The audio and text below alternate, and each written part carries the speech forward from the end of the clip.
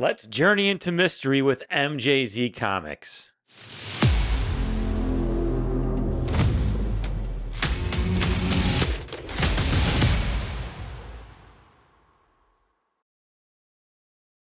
Before we get started, make sure you give us a like, hit the subscribe button, and click that notification bell so you don't miss any of our new videos. So in this video, we are going to discuss Journey into Mystery and some of the key appearances as per one of our fan requests. The first book we're going to talk about is Journey into Mystery number 83. This is the origin and first appearance of Thor. This is the Silver Age key that most of you know about. Giant book, legacy book as far as collecting, investing. Yep. And unfortunately, neither of us or does our company own a copy of the book currently. We'll put a picture up on the screen there for you. We took a look at this book on the census. There is 2,241 graded copies on the CGC census. A 9.6 is the highest grade. It is a lone 9.6, so there's only one. And as far as highest graded sales, we found a 9.4, which sold for about $430,000 earlier this spring. So an incredible sale. If you're looking to get a low grade copy, even a 1.0 is going to cost you about $5,000. Great book, one of the main Avengers, first appearance of Thor. I mean, great investment, any grade that you could afford.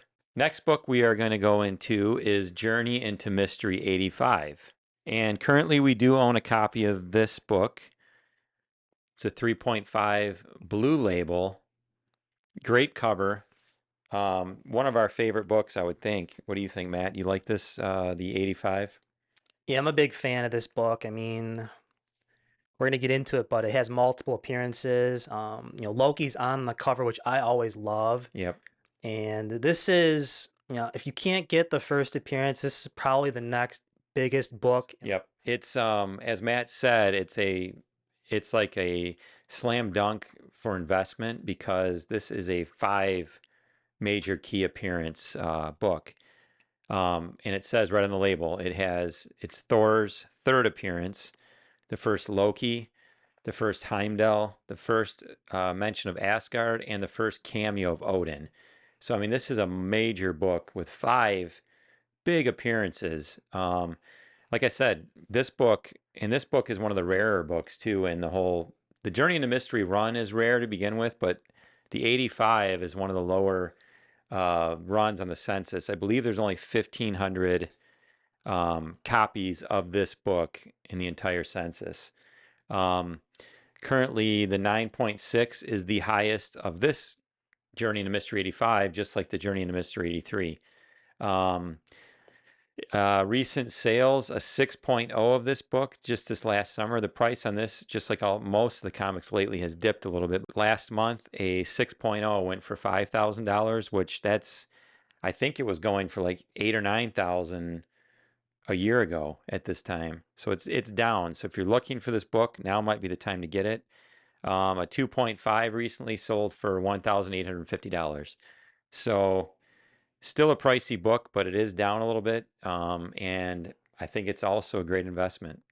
Yeah, if you've been following some of the Disney Plus shows, specifically the Loki series, we think he's going to have a really big involvement as far as the MCU going forward, so this is probably a good book to look at right now. Yep. And the next book that we decided to talk about is Thor 337.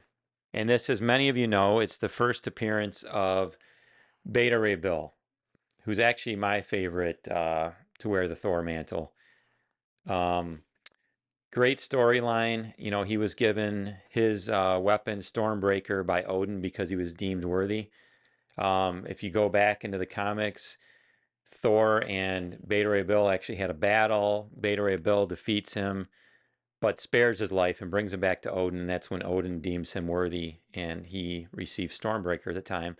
Now, we know Kevin Feige has a soft spot in his heart for Beta Ray Bill, and there's lots of rumors that he is going to show up in the MCU. So I think it's a great book to pick up. This particular book, this first appearance, is actually a really unique 9.8. It is one of the military base copies with the Mark Jeweler insert. So the Mark Jeweler insert, if you're not very familiar with that, only 5% of the run was printed with a Mark Jeweler insert. It's an ad for a jewelry company, but they were only sent to military bases around the United States and abroad.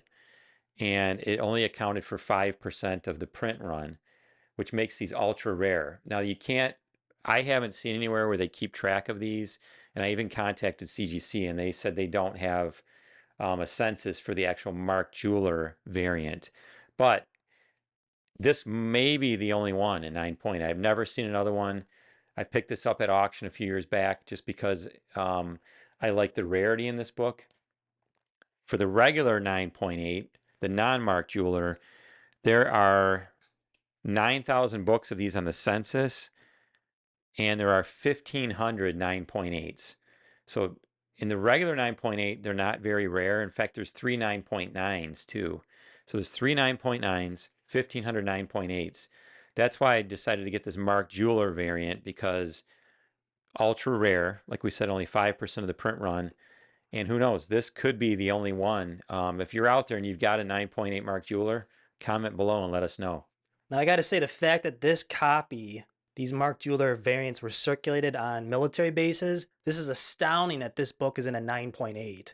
It's almost unthinkable that it could remain near mint after being shipped, handled on multiple bases. And one other note, if you're looking for just a regular CGC 9.8 of Thor 337, lately the 9.8s are going between $750 and $850. So. All right, the next book we're going to bring out is Thor #1.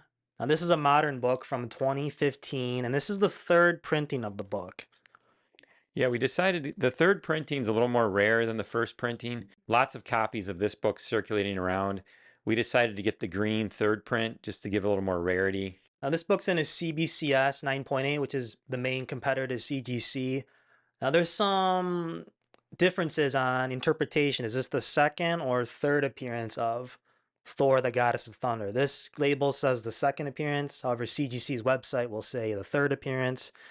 But this is also the first cover appearance of Jane as Thor. Yeah, it's kind of the book that most of the collectors want. I think it's the most expensive of the 3 in this run.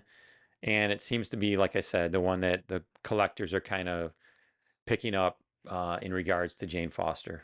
Now, in a 9.8, this book has come down. At one point, it was close to $500 for a 9.8, but it is down now to about $150, $125. So really attainable, and we think it's a great key as far as Thor books are concerned. Yep. And then the last book we're going to talk about is kind of an interesting one, and it's, for collectors that have a lower budget. Very interesting book. It's the first Loki solo series. This came out in 2004. Again, it's the first solo series that Marvel produced with Loki in the title. Came out in 2004.